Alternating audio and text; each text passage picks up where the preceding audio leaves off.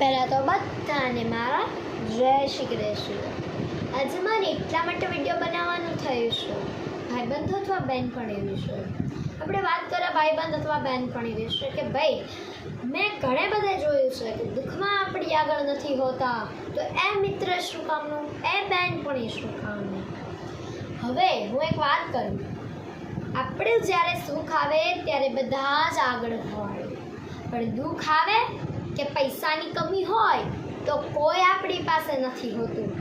એક મા બાપ હોય છે કે એ આપણને પૈસા આપે છે। તમારે વાત કરવા એમ જ આવી હતી કે ભાઈબંધ અને બહેનપણી એ સુખમાં ભલે ને આગળ ન હોય પણ આપણા દુઃખમાં તો હોય ને। એટલે કે કહેવાનો મતલબ એમ છે કે આપણા ભાઈબંધ અથવા બહેનપણી આપણી ભલે ને સુખમાં આગળ ન હોય પણ દુઃખમાં આગળ તો રહેવા જ જોઈએ। હા કે એ વસ્તુ છે કે તમે એની મદદ કરો છો પણ એ તમારી મદદ કરતો નથી। હા, એ મારી સાથે બની ગયેલું છે અને હું તમને એટલું જ વાક્ય કહેવા માગું છું કે ભાઈબંધો બહેનપણીઓ ગોતો તો સારી ગોતજો કે આપણી મુશ્કેલીઓમાં પણ સાથે હોય અને સુખમાં પણ સાથે હોય, દુઃખમાં પણ સાથે અને સુખમાં પણ સાથે। આવો સંગ જે હોય એ અનમોલ ગણાય છે।